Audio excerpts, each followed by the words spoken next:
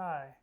We need a film that focuses on democracy. I'd like you to write a rough draft for me in a week. We are on a tight schedule, so we're relying on you. Democracy. Mm-hmm. Sure. Count on it. Thank you.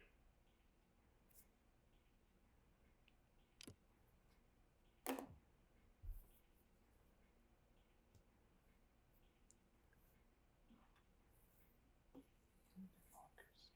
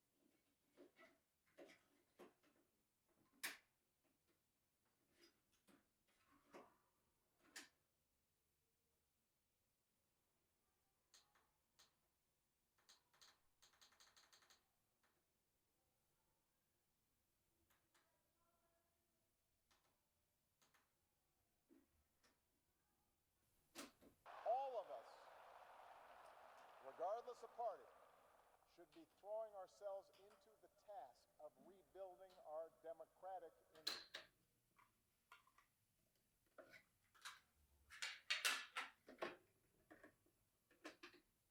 We should be making it easier, not harder, to vote.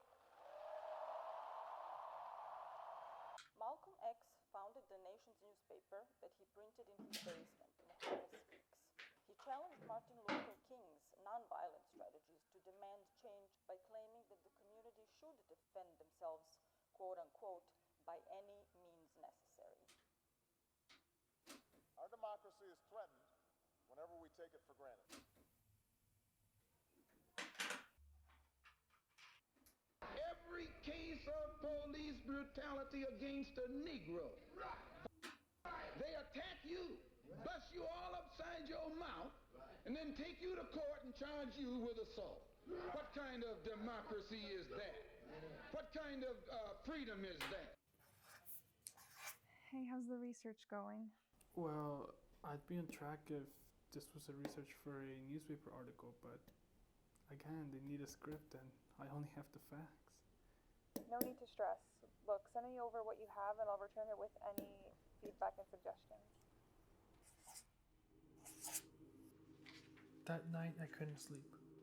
I couldn't help gaze into different historical events and recent instances that represented democracy as well as one against it, but ended up with the initial question even so. I thought that a good way to end my research would be to go out and ask around. Before the establishment of a democratic system in the US, there was a document that served as the nation's guide and dictated the governmental system, the Articles of Confederation. These lasted until 1789 due to the creation of the Constitution of the United States of America in 1787.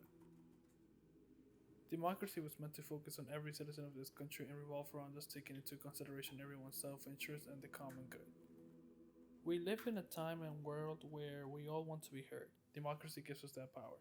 It gives citizens a voice, and with this principle in place, the choice is yours and the respect for others' opinions is expected. Who knows what the future brings? My hope is that it would be a more inclusive society that is not as polarized as it is right now, that is a society that's not just a two-party system. Technically, there are more options, but they're not as prominent. Everything seems to be partisan. Every single issue, and increasingly so. So you often hear people talk about two Americas that really are completely at odds with one another. I want to see a future that recognizes more diverse voices and multiplicity of voices, and that there are conversations that are productive and constructive rather than destructive. So they're not even conversations, we could say. And that's sadly the current landscape. I hope that the future holds something more inclusive and diverse. The information about the world that is intended to be received through education should play a role in the contributions that we make as citizens. But the question stands of whether or not there will ever be a time where the solutions are the actual focus of this country and we won't always be embedded to political parties' affiliation. I think one day it's gonna happen actually. Strongly believe one day it's gonna happen, but not right now. I think in a good like 15 to 10 years, it's gonna be a big wave of establishing a new rules, a new government, and I think it will be ruled by actually younger people or people itself. And I think it is possible. I strongly believe in that. With like a little bit of sprinkle of delusion, of course. I do think it's possible. The US believes that an individual can make a difference despite their race, religion, beliefs, or culture, but it is argued that the change of leaders can be the reason why there is no room for morality, that it leads to corruption, and most important of all, that it causes the nation's instability. We've seen the US focus previously on important, real solutions to problems that we have, whether that be civil rights, stimulus checks. But the problem is that it's so much easier to spread manipulation and misinformation, whether that be, misconstrued, misinterpreted headlines, or just plain old propaganda. It's very easy to get tied into that now, and I think political parties are using that to their advantage, and politicians are using it to their advantage because it helps them get reelected. Not to forget that we have also witnessed false suppression in certain states and police brutality amongst other unfair measures against the LGBTQ community, to name a few. Therefore, my question still stands. What is democracy?